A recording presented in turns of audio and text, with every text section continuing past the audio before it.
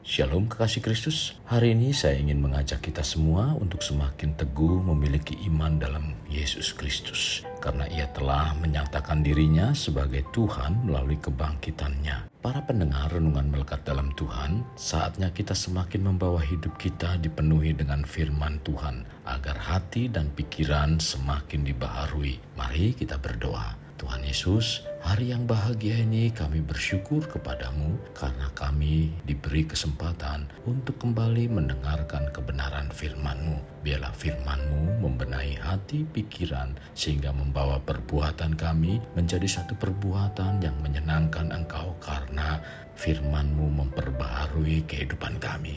Tuhan, kami rindu agar firman inilah yang menjadikan kami semakin kuat di dalam Engkau. Karena kami percaya Alkitab merupakan firman Tuhan yang diilhamkan oleh Tuhan kepada para nabi, para rasul. Tuhan, kami bersyukur sehingga kami dapat menerima firman Tuhan pada hari ini. Maka dari itu Tuhan, kami menyiapkan hati dan pikiran kami untuk diisi dengan kebenaran firman-Mu. Sehingga kehidupan kami menjadi satu kehidupan yang menyenangkan Tuhan. Terima kasih Tuhan Yesus, dalam nama Tuhan Yesus kami berdoa. Amin. Melekat dalam Tuhan bertema bukti Alkitab tentang kebangkitan Yesus. Firman Tuhan terdapat dalam Filipi 3 ayat 10, demikian firman-Nya. Yang ku kehendaki ialah mengenal Dia dan kuasa kebangkitannya dan persekutuan dalam penderitaannya. Kekasih, selama seminggu kita berbicara tentang kebangkitan Yesus. Kebangkitan Kristus merupakan suatu peristiwa yang terjadi di dalam dimensi ruang dan waktu sejarah manusia.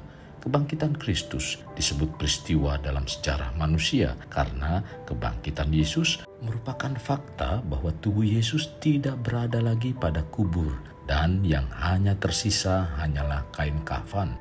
Dan itu juga yang dipercakapkan oleh murid-murid Yesus, di mana ini semua sebagai bukti sejarah. Fakta bahwa tubuh Yesus tidak berada lagi dalam kubur adalah pembicaraan yang bisa ditentukan dengan bukti sejarah. Lokasi geografik dari kubur Yesus adalah lokasi yang dapat ditentukan. Orang yang mempunyai kubur Yesus adalah orang yang benar-benar hidup pada paruh pertama di abad tersebut. Kubur yang dibuat dari batu ini berada di perbukitan dekat Yerusalem. Ini bukan sekedar kepercayaan, tetapi adalah benar-benar lokasi geografis yang dapat ditentukan letaknya sebagaimana tertulis dalam Yohanes 19 ayat 40-42. Mereka mengambil mayat Yesus, mengapaninya dengan kain lenan dan membubuhinya dengan rempah-rempah menurut adat orang Yahudi bila menguburkan mayat. Dekat tempat di mana Yesus disalibkan ada suatu taman, dan dalam taman itu ada suatu kubur baru yang di dalamnya belum pernah dimakamkan seseorang. Karena hari itu hari persiapan orang Yahudi, sedang kubur itu tidak jauh letaknya, maka mereka meletakkan mayat Yesus ke situ. Kekasih, tempat Yesus mewartakan firman terdapat juga mahkamah agama yang merupakan tempat di mana orang-orang sering berkumpul, tertulis dalam Lukas 22 ayat 66. Dan setelah hari siang berkumpullah sidang para tua-tua bangsa Yahudi dan imam-imam kepala dan ahli-ahli Taurat, lalu mereka menghadapkan Dia ke mahkamah agama mereka. Alkitab banyak mencatat bahwa Yesus berada di Galilea, Nazaret, Betania, Yerusalem. Bahkan Yesus bukan hanya berada, tetapi Ia adalah orang yang benar-benar hidup, tinggal di antara manusia, tinggal dalam masyarakat. Demikian juga saat Yesus bangkit, menunjukkan tempat di mana tempatnya dapat dibuktikan secara fakta, bahkan ada sampai saat ini. Dalam Alkitab banyak mencatat bahwa murid-murid yang memberitakan Tuhan yang bangkit dan Ia menampakkan diri. Salah satunya di pantai Tiberias, dan Yesus menanyakan, "Adakah kamu mempunyai lauk pauk?" Lalu Simon Petrus pergi menangkap ikan dan Yesus pun makan roti dan ikan. Tertulis dalam Yohanes 21 ayat 10. Kata Yesus kepada mereka, "Bawalah beberapa ikan yang baru kamu tangkap itu." Kekasih Kristus, sesungguhnya kebangkitan Kristus berdasarkan kepada fakta sejarah dan merupakan sumber motivasi yang kuat bagi orang yang percaya bahwa Yesus Kristus adalah Tuhan dan Juru Selamat. Fakta sejarah ini merupakan bukti-bukti yang tidak dapat disanggah mengenai kebangkitan Kristus. Hal ini dapat terlihat dari surat-surat Paulus. Surat-surat yang ditujukan kepada Galatia, Korintus, dan Roma adalah surat yang ditulis oleh Rasul Paulus selama dalam perjalanan misi antara tahun 55 sampai 58 Masehi. Ini menunjukkan bahwa bukti-bukti kebangkitan Kristus sangat dekat dengan peristiwa itu sendiri, karena Paulus sendiri berbicara secara jelas bahwa materi surat yang ia tulis isinya sama dengan ia bicarakan waktu ia bersama-sama dengan mereka. Kebangkitan Kristus adalah dasar dari pembelaan iman Kristen. Rasul-rasul adalah saksi kebangkitan dari Yesus, sebagaimana tertulis dalam Kisah Para Rasul 1 ayat 22. Demikian bunyinya, yaitu mulai dari baptisan Yohanes sampai hari Yesus terangkat ke sorga meninggalkan kami untuk menjadi saksi dengan kami tentang kebangkitannya. Sebagai fakta sejarah, kebangkitan Kristus mendorong manusia untuk percaya kepada Yesus sebagai Tuhan dan Juru Selamat. Rasul Paulus telah menyatakan bahwa kebangkitan Yesus Kristus adalah batu penjuru iman kita. Sebab bila Yesus tidak bangkit, maka sia-sialah iman kita. Tertulis dalam 1 Korintus 15 ayat 14. Tetapi andai kata Kristus tidak dibangkitkan, maka sia-sialah pemberitaan kami dan sia-sialah juga kepercayaan kamu. Kekasih, dalam hal ini bukan berarti banyak orang dengan mudah percaya, melainkan banyak orang-orang yang kurang percaya telah coba membantah akan kebangkitan Yesus.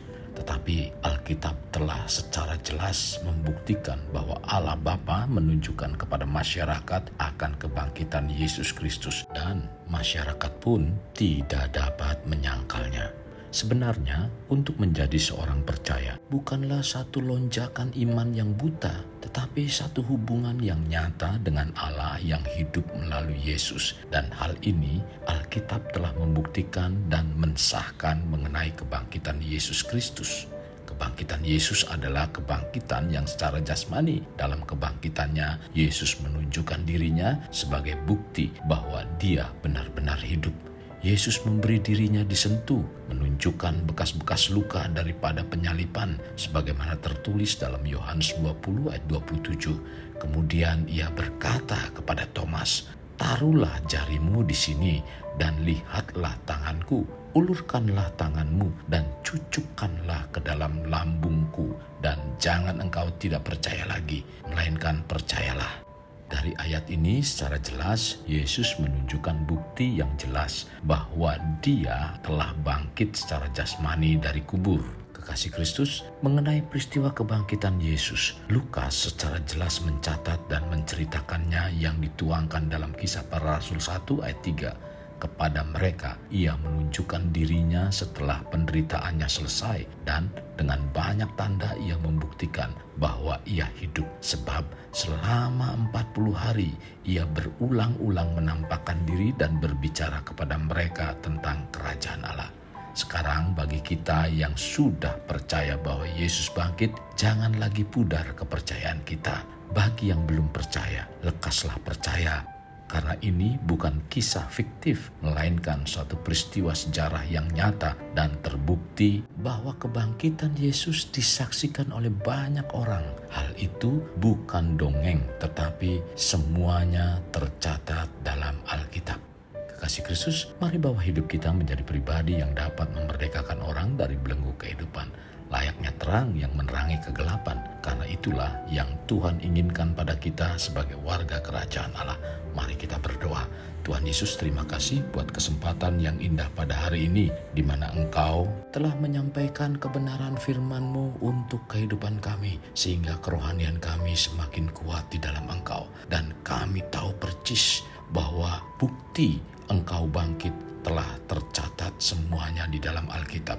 Dan itulah yang menjadikan kami semakin yakin Engkau sungguh nyata. Dan Engkau bukanlah dongeng, bahkan bukan juga fiktif, melainkan satu peristiwa sejarah yang menunjukkan dan membuktikan semuanya itu tercatat dan memang terbukti sungguh nyata. Terima kasih Tuhan Yesus buat seluruh kebenaran firman-Mu. Pimpin kami dan bawa kami untuk tetap setia, bahkan terus semakin menempatkan firman dalam kehidupan kami, agar firman itu menjadi satu kekuatan di dalam iman percaya kami, sehingga kami semakin dewasa di dalam Engkau. Terima kasih Tuhan. Ini doa yang kami panjatkan dalam nama Tuhan kami Yesus Kristus kami berdoa. Amin. Kasih Kristus, mari kita akhiri dengan mengedahkan kedua tangan kita. Terimalah anugerah berkat dari Allah Bapa, kasih sayang daripada Yesus Kristus, dan persekutuan dengan Roh Kudus yang memberkati, melindungi, dan menyinari engkau dengan wajah-Nya, serta memberi engkau kasih karunia di mana Tuhan menghadapkan wajah-Nya kepadamu dan memberi engkau damai sejahtera. Tuhan juga mencurahkan berkat secara rohani, berkat secara jasmani, dan berkat secara ekonomi, di mana berkat Abraham, berkat Ishak, berkat Yakub dicurahkan dan dilimpahkan dari saat sekarang sampai Maranatha tiba, dalam nama Tuhan Yesus. Amin. Sampai jumpa di renungan berikutnya. Tuhan Yesus memberkati.